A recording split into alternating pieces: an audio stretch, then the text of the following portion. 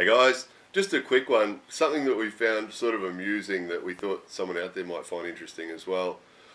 We've mentioned on previous videos about the local neighbourhood associations that are quite common in Japan. So just an association of the local residents.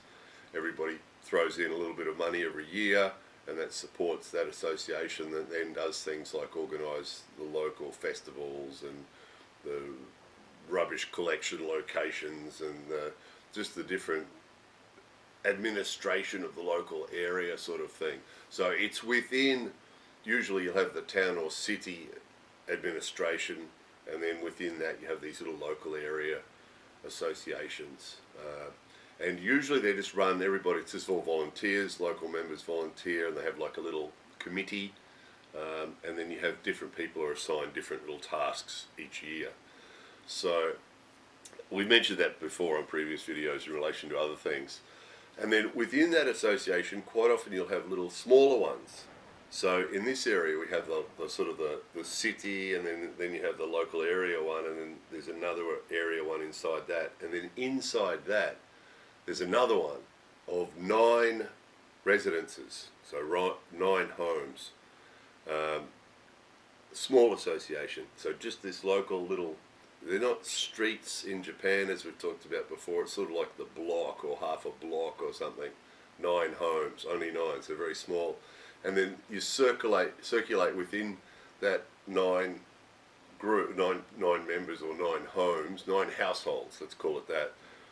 The book comes around once a week or once every couple of weeks with any sort of anything going on, things about rubbish collection or about anything like that. Often nothing at all. Often it just comes around on its own.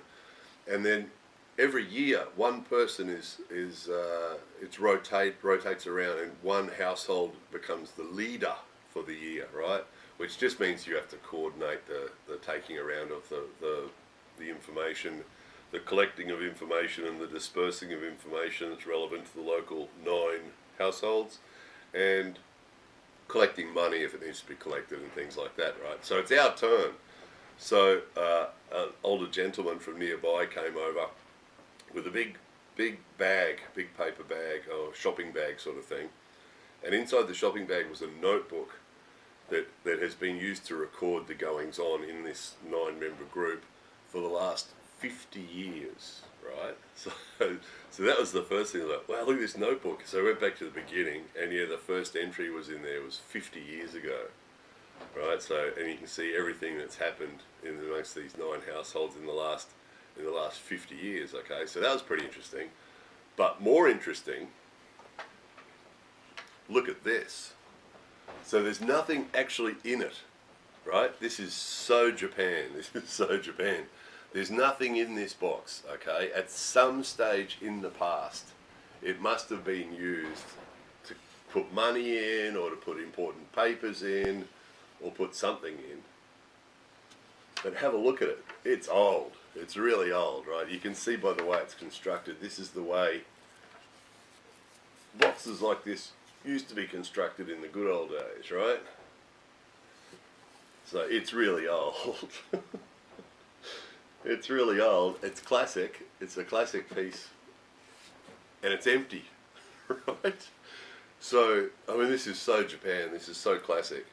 So for the last however long, this box has been part of this passing. We were saying it's sort of like, you know, when kings pass, or you know, kings or queens pass the reign to the next person. You know, there's a golden orb, or there's a crown, or it's sort of like that. It's the passing of the wooden box, the magic wooden box, to the next leader. You know. I'm passing command to you. Isn't it amazing? So a beautiful thing. It's a beautiful, beautiful old wooden box. Empty. We took this funny piece of green string off and had a look inside. There's nothing in there. It's an empty box. But isn't that amazing? And so Japan, you know, like you'd think just one of the local old guys would say, hey look, I've got a safe place. I can put that box in. I'll just look after it. Because obviously it's, you know, it's a bit special.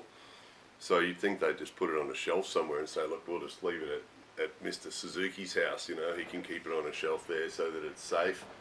But instead of that, they they hand it over every year. It gets handed over to the next person, and they keep it for a year. So we'll keep this for a year, this and the notebook, and then in a year's time we'll take it to the next person on the list, hand it to them, pass over. You are now keeper of the box. So it's sort of nice, isn't it? It is sort of nice. In the age of computers and memory sticks and things like that, this is an old-fashioned memory stick, isn't it, really?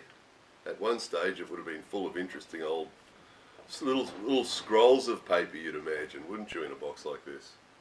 So anyway, just a quick funny one. We thought someone might find that interesting, because we did. It was like, wow, because it was, the bag's not new, the bag's not old. He just had like a big shopping bag, a big paper shopping bag with the handles, you know. And here, this is for you.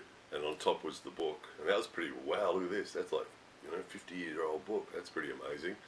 And then this, that's even older. Amazing, isn't it? Anyway, there it was. We have to think of a good name for it now. The box of mystery, or the box of power. Anyway, there it was. More videos coming soon.